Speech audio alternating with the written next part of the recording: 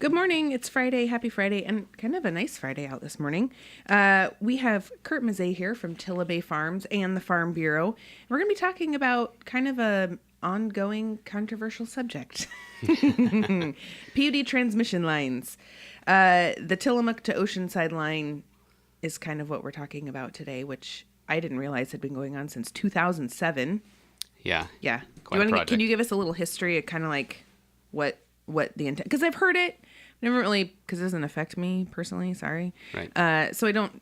I mean, I listen, but I don't like dig into it. But it affects you a lot, and so you know a lot about it. Sure. So in 2007, the Tillamook PUD decided that there was a lot of load growth coming, and that they needed to expand their transmission or their transmission capacity Out to Neatarts and Oceanside area. Well, in general, they needed more power availability. Gotcha. And so, working with Bonneville, they eventually landed on the idea that putting a substation in Neatarts and Oceanside would be the wisest move, because there's about 1/5 of the power usage in Central County out there. Oh, which is interesting because it seems like those are both pretty small communities. And I think 1/5 maybe sounds larger than 20%. True, it does. So, You're absolutely right. Depending on the number you use. So in the process, and we've gone through multiple staff changes at PUD since then, several managers and several engineers. Sure, which always puts everything back a little bit. Right. The original plan was to put an upgraded transformer at the Trask substation, which is south of town, and to push power out from there. Bonneville, at some point in this timeline, said we don't want to run power to the Trask substation, and so they decided to run it through the Wilson substation, which is the one when you come on Highway 6. There's Wilson River 1 and 2 substations there, and to push it out to Neatarts. So for us, we're going to jump ahead a little bit. Really, the fight against this line started probably more like 4 years ago, and then really 3 years ago for myself. And when I say us, I guess I mean the landowners, and, right? Because this isn't and Farm Bureau in general. So. Just affecting you; it's Correct. other people, but correct, and it does affect you. And there's actually with the current proposed route, there's 17 landowners, and every single one of them has signed a petition that they're against the project. Okay. So, but when we came on board was when it moved from coming out of the right-of-way, and there was a public input process that essentially landed 3 different routes across the center of our farm, and those were the only 3 options. So that got us involved rather quickly. Right, sure, because you're being told, hey, we're going to take one of these routes, and you can pick one, but they all 3 affect you. Right, yeah. And our property in particular is long and narrow, and so it truly divides the farm, with any one of those routes that was chosen. So just a little bit of background as far as the actual need for the project. PUD has cited several times, that they need this so that they can balance power out in a catastrophic event where they lose one of the other substations, so that they can bounce power back around. But in 2007, when this started, they had based it on a load growth of 2%, which was optimistic. In 2012, they revised the load growth down to 0.45%. That's a big slash. Yep. And then in January a year ago, PUD gave Bonneville Power a projection of 0.25 load growth for the next 20 years. Okay. So now all of a sudden we've gone from 2% to 1/4%. Right, which changes the math dramatically. TCCA, which is one of the major users of power, in Central County, has added 2 diesel boilers and propane boilers to their power supply system, so they don't have the need that they had previously. Right. In addition to that, monthly loading has decreased, and let's see here. I guess the substations are about 80% capacity, which is fairly normal. And PUD's data shows peak loading at about 96%. And the interesting part about that is that in reality it's about 64%. But twice, as this process has moved along, they have derated the transformers that they have at the existing substations. Does that make sense? Like, there's a number plate on that transformer that says it produces this many megawatts or whatever it is, but they've actually deregulated that by a substantial amount, the actual production capacity of those. So so that's all a bit concerning, and hasn't really been answered well for us, from a need perspective. And the last part of that, you've got this line going out to Netarts, and I live out there. The farm is here, but my grandparents and parents live on the farm, so I live on my other grandparents' old property out there. Which I think puts you in an interesting position, because you're not only being affected as a farmer, but also as a citizen in two different ways. Right. And dependable power is great. But the reality is every time we have a power outage, it's because somebody's hit a pole or because a tree's gone across a line. And they've let that line degrade to the point where we've been told they can't actually. So standard process to upgrade lines is to move the old lines up the pole and rehang new lines underneath. Sure. Okay. But they can't actually even take the wires off the insulators and move them up the pole right now, because they've let it degrade to the point where it's not stable. So any little branch that hits it, any tree any car that hits a pole, everything goes out. Right. So it's a distribution line problem in Netarts and Oceanside. It's not this will allow it to route around, but it's not a solution. And you had mentioned that the proposed Netarts substation is right next to your property. Yeah, actually, it does. Which you don't care about. Right. It butts up to the back of my property, and that's fine. It's a permitted use on forest land, and when I bought next to forest land from my family, I knew that was the case.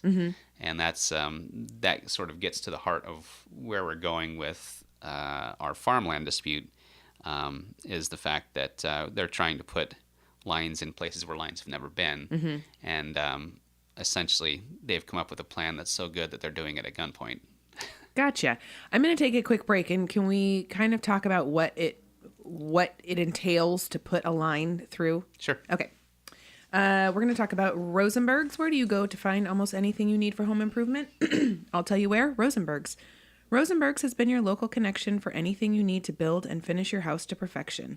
Carpet, cabinets, paint, electrical, plumbing, nuts and bolts, fencing, windows, doors, and so much more. All those items in one place, but that's only part of the story. What really makes Rosenberg's your stop for home improvement is their people. Their knowledgeable, friendly staff is there to help you through any project. Any question, from what paint you should use to how to install a new shower valve, you can get the help you need to do it right the first time. Stop by Rosenberg's today to rediscover what you've known all along. It's better to shop local and work with great people that you can see every day. Build it, plumb it, wire it, paint it. Rosenberg Builder Supply, Tillamook. So we're talking with Kurt Mizee this morning from the Farm Bureau, but really Tillamook Farms today. We have on our farm hat today. And we're talking about the Tillamook to Oceanside transmission line project. Yep. Controversy? I don't know. Yeah, both. check. So what does it, why is it, and I'm going to just, why is it such a big deal that it's going through a farm? Someone that's not, because I am not a farmer, so like what does that mean to you as a farmer if they're going to install a transmission line through your fields? Sure, and I'm going to back up just a bit and tell you that my Farm Bureau hat is on still because... True. Yes, I'm sure. Are they involved in this? Yeah, so Farm Bureau has policy in place that directs siting of transmission lines or power lines through farmland. Okay. And this flies in the face of that policy. So sure. Oregon Farm Bureau, Tillamook County Farm Bureau, Oregon Dairy Farmers Association, and Tillamook County Creamery Association have all sent letters to the PUD board and have submitted testimonies saying, please stop this. It's not right. Right. So let's see here. So go back to what what does it it means take? to us. Yeah, what does it mean to you, like physically? What does it mean? Right. So cows are people are sensitive to stray voltage, and a lot of that's anecdotal. Sure. But we have cases of farms locally here that have fixed stray voltage issues and gone up. And what does that mean, stray voltage? So essentially, a line creates an electromagnetic field, and that can be felt or picked up by instruments within a radius, depending on the type of line, how much power is running through it, and all that. Farm buildings act as giant conductors because they're metal. So, and cows are super sensitive to electricity. Okay. If there's a short in the barn somewhere, the cows notice it way before a person walking through. I mean, they'll avoid an area. They'll act kind of spooked. So they're very sensitive to that sort of thing. And anything that stresses a cow causes loss of production. Right. So anything we do in our barn is to minimize that stress so that the girls are happy and they're doing their job. So this is the problem is a properly designed line might not affect the cows, but there aren't any monitoring protocols in place. And so it was probably 4 years ago. We have a piece of ground across town where we raise feed mostly, and we're putting up an elk fence around the outside of it, out by the port. Yep.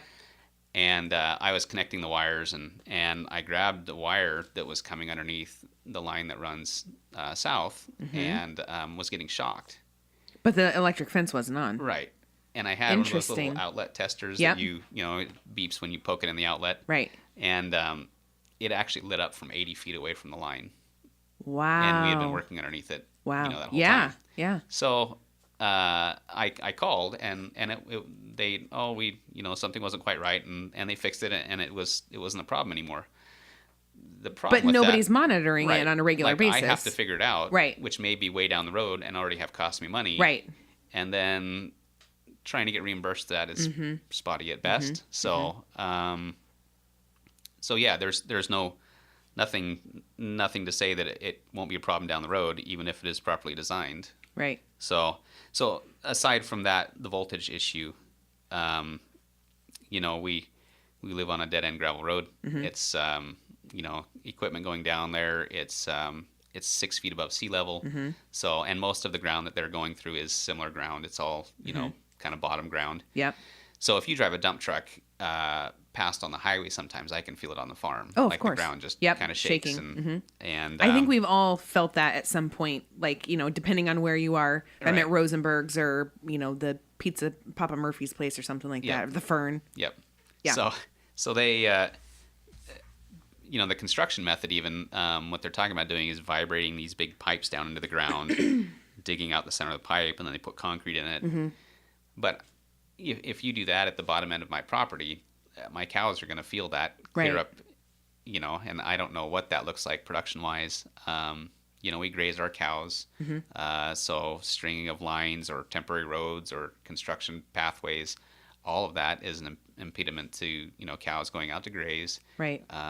Our best farming fields are on the bottom end there, so the ability to get equipment through in a timely manner. I mean, they're going to want to work at the same time that we're going to be wanting making feed, right? Right. Planting and all that. There's been no offer of any kind of compensation for all of that loss. And then you've got these lines that are strung across the farm, and technology is coming to farming at a rate that it never has. I mean, sure. Using drones to monitor crops and emergency aerial spraying and those sorts of things become an issue beyond just the voltage part of it. Oh yeah.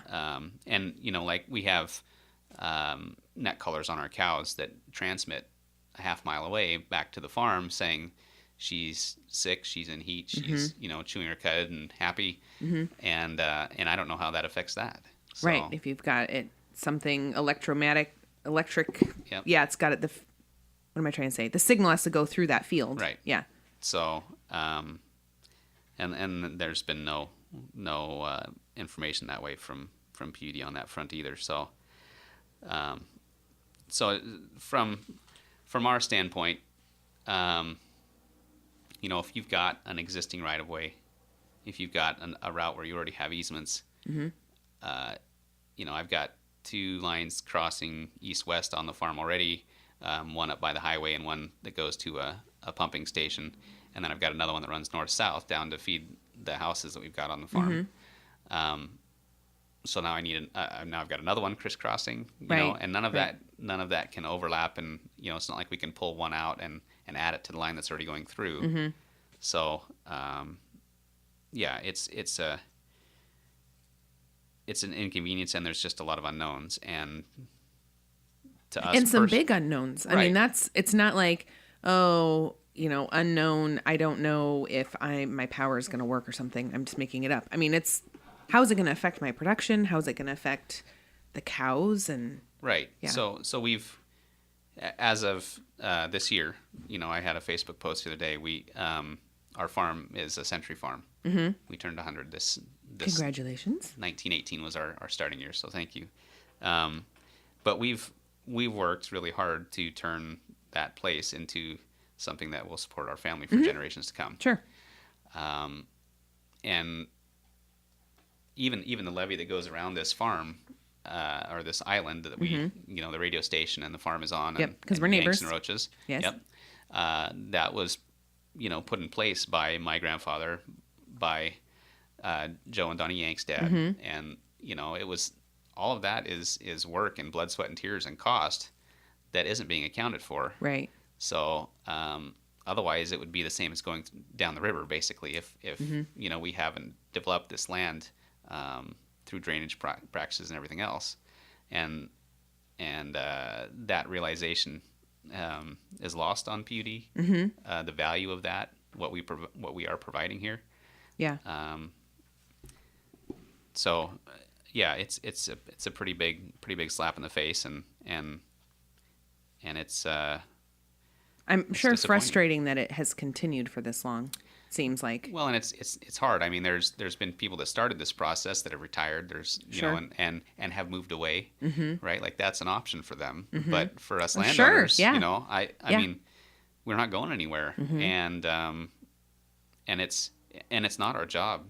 Like these people get paid good money to fight us landowners who are working more than full time, and then have to go to meetings, and we've got some great people, in Dale and Doris Mass that have been helping us with this, and Oregon Coast Alliance has offered their assistance, but a lot of it is just boots on the ground, and it is exhausting.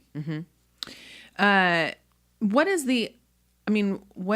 have you guys provided alternate solutions to the PUD, or said, why don't you do it this way? Or well, and our big, I guess the hill that we stand on is the fact that it's still not needed. Alternatively, there is easements that were granted back maybe an engineer or two ago that go all the way from the Trask substation out to the forest land, and Stimson has said, you're free to pass through already, so that's sort of open. So that there is existing easements. They would have to get the power to the Trask substation, right?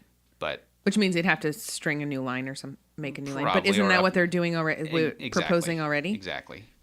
And the other part of this whole transmission line thing that's interesting is that PUD doesn't actually have any other transmission lines. Every other transmission line in their district is owned by Bonneville. So we're talking about different equipment, different training. Right. Oh, sure, because their linemen probably aren't used to. Right. I mean, I don't know. Do they manage the Bonneville ones, No. or Bonneville has their own people that come out and do it? So, and they're not the whole construction side of it. I mean, it's something they've never done. So, right. They've also never had to eminent domain property. So this is the first time that they've ever gone down this road. Tried. Yeah. So, and that's, as a landowner in Tillamook, that's a little scary. Once you start that process, and once you get good at it, I don't really like that power in the hands of someone. So. Right. I have to take a quick break, and maybe we can talk about kind of what's next, or are there meetings that people can attend and talk about? Sure. Or I don't know. We're going to talk about the hospital. Well child immunizations are January 15th and 18th at Adventist Health Clinics in Manzanita, Tillamook, Pacific City, and Lincoln City. Now is the time to get your kids caught up on their immunizations. The school exclusion date is fast approaching. It's February 21st. Call now to make a free appointment. No out-of-pocket expense to you, whether you have medical insurance or not. Tillamook Regional Medical Center's health clinics will also have free child safety seat checks for your peace of mind. Call 815-2292 and schedule an appointment today. Again, that's Well Child Immunizations, January 15th and 18th. We are talking with Kurt Mizee from the Farm Bureau and Tillamook Farms this morning. So we've been talking about the Tillamook to Oceanside transmission line. What are the next steps? I mean, are there monthly meetings about this, or are there public meetings people can attend if they want to know more? I know we see stuff every once in a while in the paper, but right, and it's hard to follow. I mean, it's not on the on everyone's radar, and I mean I can understand that everybody's busy. So we're actually fighting this on 3 different fronts currently, which adds to that exhaustion. Yeah, I'm sure. So currently, the Public Utility Commission of Oregon has been engaged in the legal process by PUD to it's called the Certificate of Convenience and Necessity, which is essentially the first step in the eminent domain process. So it's a legal process. There's attorneys involved. You give testimony, rebuttals, that sort of thing. And that started. And there's more hearings coming up and people that call for testimony. But basically, if you're not involved at this point, right. All you can do is kind of follow along or be called for testimony. So that's the first front. They have gone after this PUC process without having already gone through the land use process through the county. Okay. And they delivered their first application back in November or December, and it was incomplete. Like of 2017? Yes. Okay. But there won't be hearings until January, February on that. And that's, I'll get back to that. But the third one is Division of State Lands. They are requesting permit to cross the river from our farm to Peterson's farm because they're crossing that, and there's removal fill permits involved with digging holes and all that.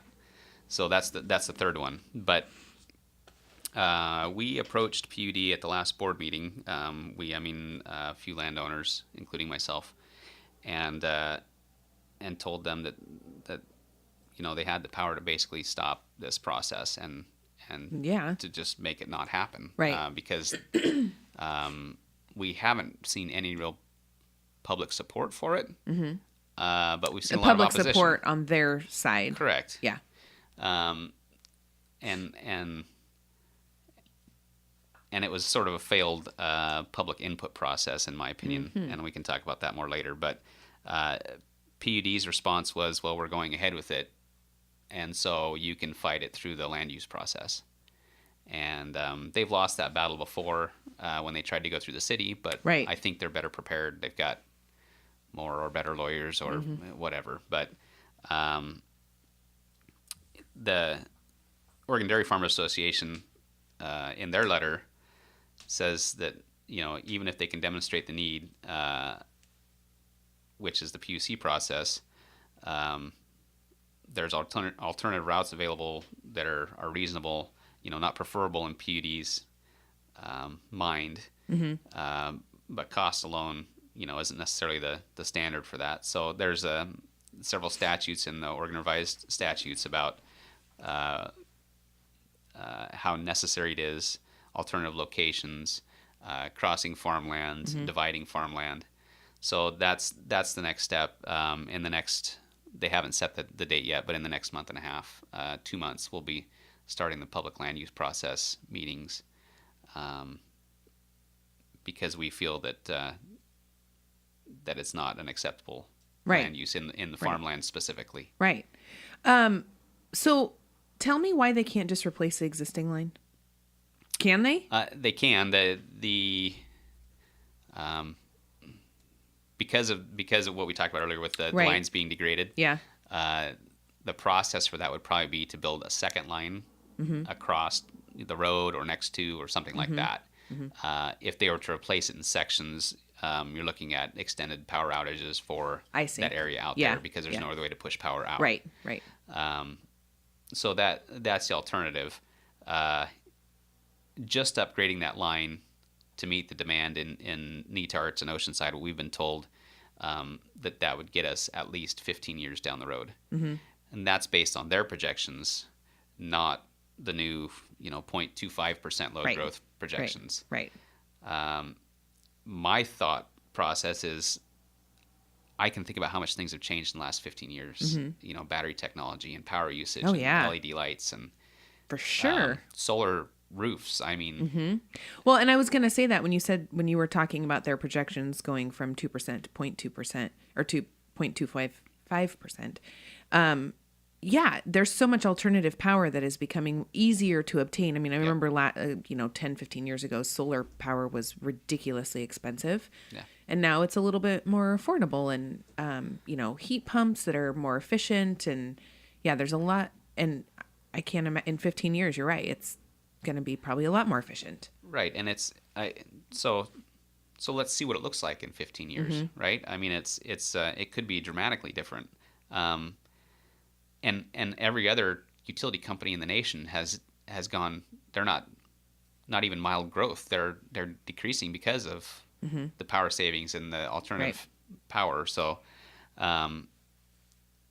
they're basing some of that growth out there on the fact that we're going to see more homes in Netarts and Oceanside, and really there's not a ton of land that is zoned for more houses at this point out there.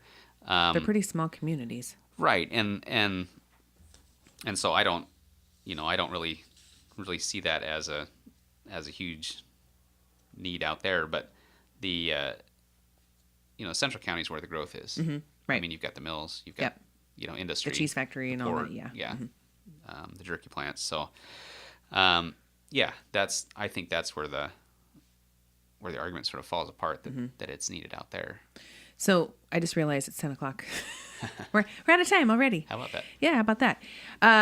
If you would like more information, I know you can go on the Tillamook TPUD.org. They have all of their information. I was looking at a route map while you were talking, which clearly show. I mean, it doesn't say, "Oh, here's the Mizee farm," but I know where your farm is, and I can see the route going right through it and cutting it in half. Mm-hmm. So you can go on there under projects on their front page, or you also have stuff on your Facebook page, Tillamook Farms. Yeah, right? and if you want to email me at robodairy@gmail.com, I can get you some more information and let you know what we're up to. Thanks for coming in this morning. It was good information. I feel much more informed. Oh, good. On Monday, we'll have the OSU Extension office here. Don't forget senior meals, 11:30 at St. Mary's by the Sea in Rockaway Beach every Monday, Wednesday, and Friday. Also noon every weekday at the Kiowanda Community Center in Pacific City, as well as the Tillamook Senior Center at 4th and Stillwell. Cost is $3 for seniors and $6.75 for everyone else. Tomorrow at the Hoffman Center, there's a screening of Wetlands, Seasons of the Mind at 7 p.m. Every Tuesday and Friday in January, the Tillamook Senior Center is having Pinochle from 10 to 2. They're also having Bunko the first Wednesday at noon and the second Wednesday at 11 a.m. And if you are looking for weight loss support, go visit the Take Off Pounds Sensibly group, also called TOPS in Bay City. At the Oddfellows Hall, it's Thursdays at 10 a.m. They have a weigh-in in the prior hour. If you have questions, call Pat at 503-801-2229. Kurt, thanks again for coming in this morning. Thank you. And thank you, Tillamook, for listening.